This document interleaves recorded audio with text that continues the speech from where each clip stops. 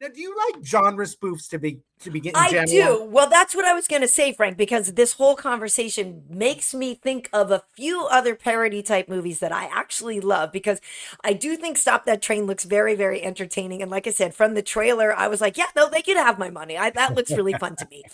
But I actually do like the genre of parody movies to some degree. So the first movie that I want to talk about that is a parody movie is called Wet Hot American Summer. And this is a really fun movie that came out in 2001. And as you can see there in the blue outfit, that is actually Paul Rudd. So now this movie has really an incredible cast. It came out in 2001. It was put together by the people that were making that show The State. Remember that Yeah. like sketch comedy show that was on MTV? So Michael Showalter, like a bunch of these people from The State are in it. But it also has Ginny and Garofalo, and it has Paul Rudd. It has Molly Shannon. It has Chris Maloney in it. It has David Hyde Pierce. Like it has this great cast of people, and basically they are spoofing those like sex teen movies, Yeah. where everybody, yeah, where you go away to summer camp and everybody's just poking this guy and then that way, and they're like in one scene they're flirting with this one, and the next one they got their tongue down somebody else's throat, and so it's ridiculous and it's silly. But there's one scene where they like go into town and everything happens, and like they get like do all these things, and when they come back it was only really supposed to be like the span of 1 hour, just like stupid shit like that. That is funny to me. I got to see it again. I saw it when it came out, and Yeah. I was pissy that day. I don't know what's wrong. You I didn't didn't like it? like it. No, I didn't like it. But then I wonder. Sometimes I think whenever I didn't really don't like something, and I really didn't like that movie, and people are like, you like everything, and I was like, yeah, mostly. But Right. maybe I just had low blood sugar. I think I have to take back every negative review because it might just be if I had had a candy bar, I'd have been fine. But You I might have think I would needed a watch it Snickers. again. I just remember. I think Chris Maloney's in a cutoff T-shirt. I think that Yeah, was. and very I probably short got bowled shorts. over by that, and then that was it for me. I did, and Yeah, but if Chris you, Muller is yeah, in. He's in a lot of small things. A lot of gentlemen in small shorts. he's he's dreamy. I love him. All right, what you got another one or no? What else you got? What else you got? I do. So yes, Wet Hot American Summer is one that I All recommend. right, I'll So watch it again. so the next one that I'm going to say that I really feel like people should check out is Tropic Thunder. Now, I know a lot of people know about this movie. Tropic Thunder, they're making fun of the old, like the Vietnam War movies and like Apocalypse Now and all these things. But they're also, as you can see in this picture here, there's Robert Downey Jr. and Ben Stiller in this shot. So Ben Stiller actually directed this movie. It came out in 2008. And that is Robert Downey Jr. in there in that scene. And so this is like a spoof on all those big, Vietnam War films. But then there's also these storylines. So Ben Stiller's character is Tug Speedman, and he's been making just like all these ridiculous stupid action movies to the nth degree of like how many sequels, and he wants to be in a legitimate like Oscar bait, but he made a movie called Simple Jack. And if you guys remember the movie I Am Sam that Sean Penn did, it's kind of like that, but let's take it over to where anyway they spoof and parody a lot of things in this movie. And the thing about Tropic Thunder that I love so much is the whole idea that people are like, well, they can't make this movie today. It is way too offensive. And I'm like, yeah, that's why I'm down. Why now? Why is, as they used to say in Hollywood, Robert Downey Jr. wearing the Egyptian #9 makeup? Okay, what's he got going on there with that Othello look there? It's Yeah. Yeah. Well, yeah, he is doing the whole bit. And so Robert Downey Jr. is in blackface in this whole movie. And that's another reason why people are like, okay, they can't make this movie now. But his whole thing is that he was supposedly an Australian actor who got his skin dyed because he was going so deep in the role. It's like they're skewering the actors that go fully method, right? Like they are skewering all the massive explosions and all these things. It is I don't know why. And Tom Cruise and Matthew McConaughey have roles in this movie that are so great. Tom Cruise plays this uh movie executive. I don't know. Tropic Thunder is just to me like a lot of really big over the top things that are also mixed with nuanced jokes, and I just really think it's very funny. I gotta watch. I see. I never saw that one. Once I heard the Egyptian #9, I was like, I have to go not watch this movie. But now if you say it's okay, I'll watch it. Doesn't Tom Cruise have like really fat, hairy arms? Yes, so he wears these prosthetic hands He and everything. does. I should have. I I don't. Yeah, could have said it. I could have done it without any makeup. I could have saved the $1 million. I would happily have done it. It would have Well, been and great. that's the whole thing is like the insider stuff is like which movie producer was he spoofing with his role, right? And so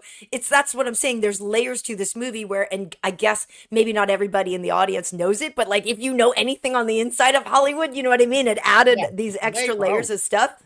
The But more just, stuff you know, the better. Well, that's life in general. I That's was what I just would gonna say. say in The more general, shit but you know, the better. So exactly, but it yeah. also has Jack Black in it, and it's got just a lot of really it's what is it? Ryan Coogler, is that his name? The really funny guy. Anyway, Sure, let's go with that. it's that's what we're going with today.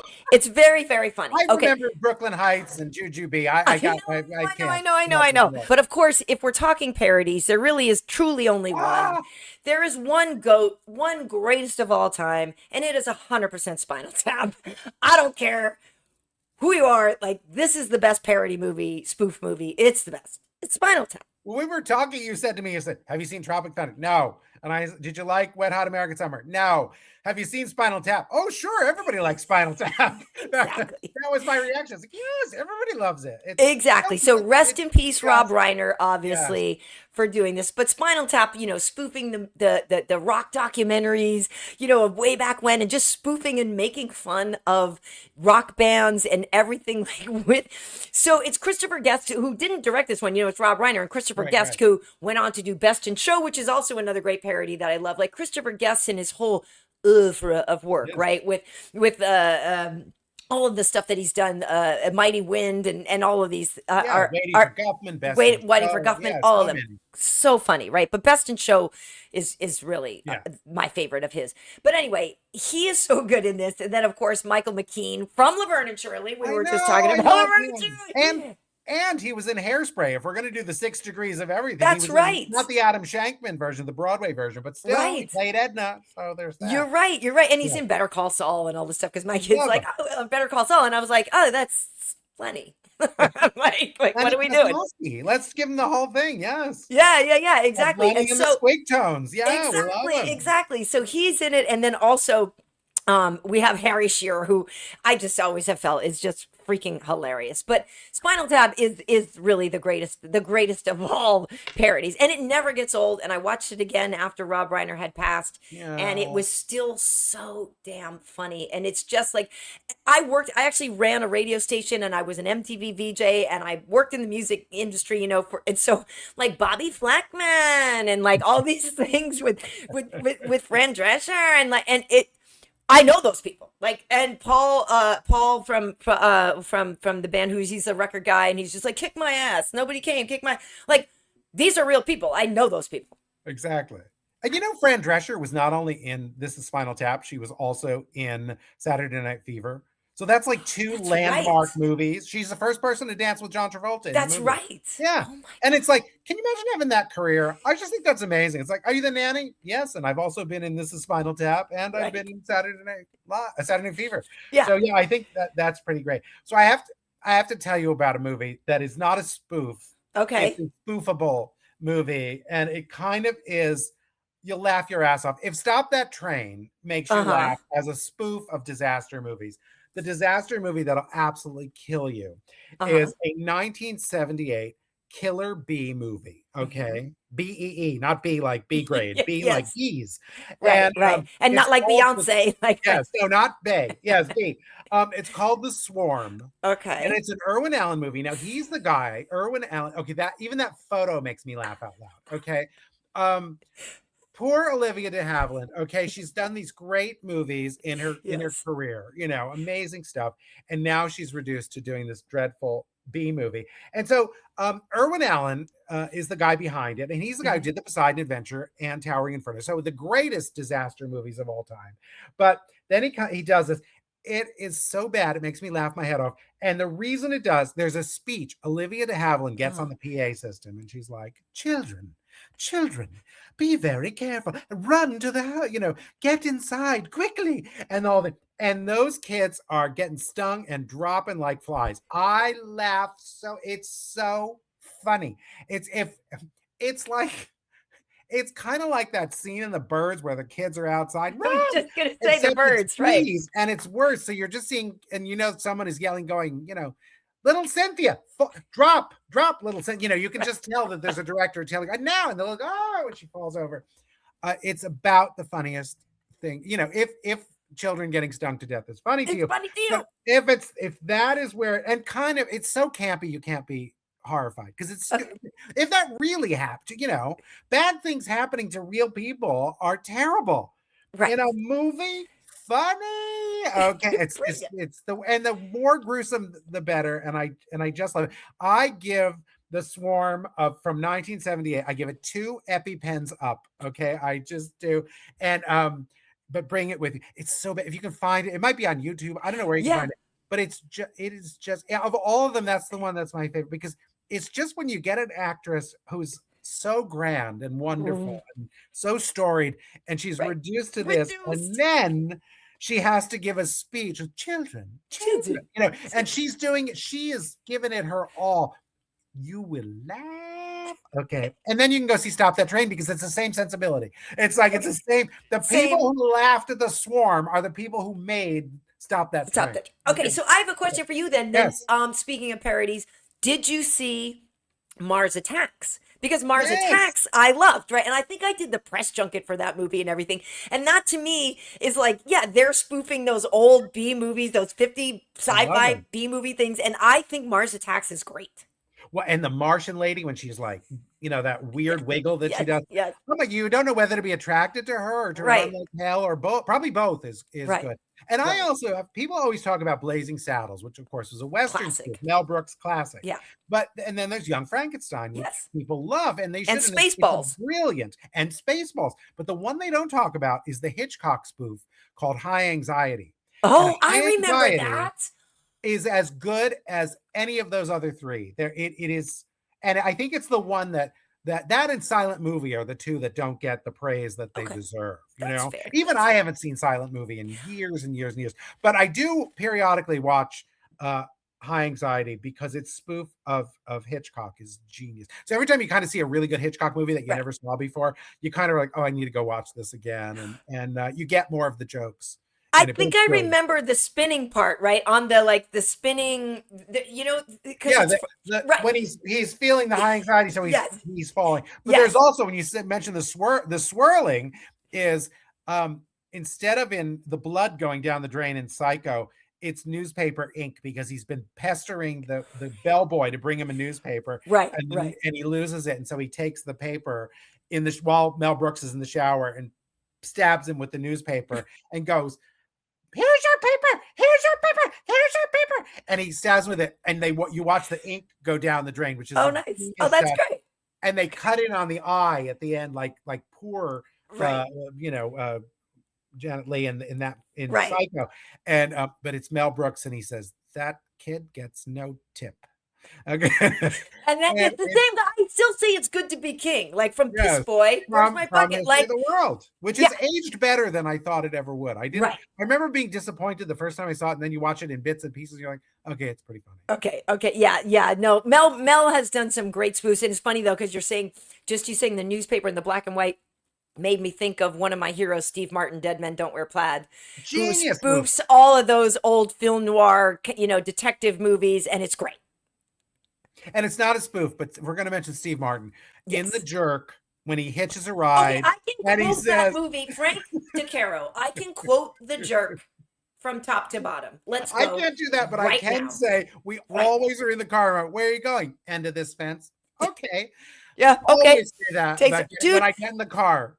We always. It is literally one of my favorite movies of all time. Like he hates these cans. Stay away from the can. Like when I used to go apartment hunting and when I'm in New York, and you'd go into a place and I would quote the scene where he's in the bathroom. It's like, oh, this is great. I'll be over here. The customers can come in, use the facilities, this and that. I'll be this. And then the guy goes, no, Naven, it's back. It's through here. And he looks around at the bathroom. He's like, huh, Probably couldn't afford it anyway. Like, I'm telling you, I know the whole movie.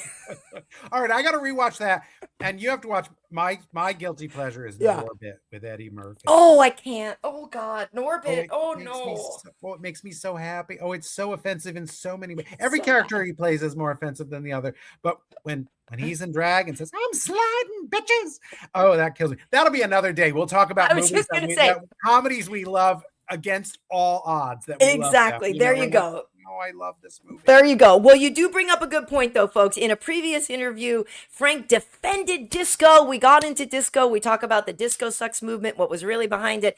And you, sir, gave us your top 5 disco songs of all time. So I may people go should. listen to them while I clean our house. I may have to do Exactly. that today. And definitely check it out. But yeah, so and we started out this video reviewing Stop That Train and sharing some thoughts on some parody movies, and we kind of spiraled. So yeah, we'll have to definitely talk some more. But again, folks, for people who are curious about Stop That Train, the new film by RuPaul, what is your overall sort of vibe on this movie? It is silly and funny and just the prescription we need filled now. It is just check your brain at the door, grab that bucket of popcorn, and eat yourself into oblivion while you're watching drag queens save a runaway train full of some of the best comic actors working today. You'll see a lot of cameos from people.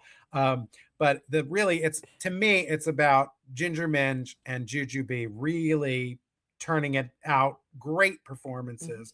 And it's the perfect summer movie. It is just absolutely stupid. And you know what we need more of? Absolutely stupid. Because we have some absolutely stupid in the Yeah, in a wrong bad places. way. And so we need absolutely stupid in the Yes. right places. We need to reclaim bad taste and absolute stupidity for our side. Okay. That's what we need to do. Amen, sister. Amen. All right. So listen, Frank, if people want to follow you on social media, where's the best place to find you? At Frank DeCaro Show on Instagram. And it's a little naughty, but I think you'll like it and get a giggle every day. And some days you're going to say, I don't get this. And and I'll just tell you, neither do I. So, but some of it's just genuinely funny. Well, so I can be found on Instagram at KB Heat over here on YouTube. This is my at Karyn B channel here. I've got a few different YouTube channels, so I have to try to remember. But this one is at Karyn B. It is the KB2 channel. Maybe we'll do more of this and pick shows to review or this or that. Or if folks have stuff that they'd like to hear us talking about, they can just leave us a comment. But I absolutely enjoy talking with you and want to do this as much as possible. I love talking to you too. I'm so glad we met at a party and we were just like, I like you. And she was like, I like you too. And I was like, I think we should be friends. And she said, I think we should be friends. And that's how it worked out. And so it's very new and we have lots to tell each other. And yes. I hope you guys enjoy it. And if you show us that you do by watching parts or little or all or whatever, do it. But my YouTube channel, I'm collaborating with Karyn and I'm thrilled to be a part of all this. And people who said, where's your radio show? Well, it's not my radio show, but this is kind of the last hour has been me on a radio show. This is what it always sounded like. Right. And what it will always sound like is me blathering at the foaming at the mouth. And I hope you enjoyed it as much as I enjoyed talking to you. So thank you. Absolutely. I love it. And yeah, maybe we'll get together, do live things or whatever. And so just stay tuned, folks. Hit that subscribe button. And Frank and I will see you on the next one. Peace out, as the kids say. Do they say that? I don't know. I think so.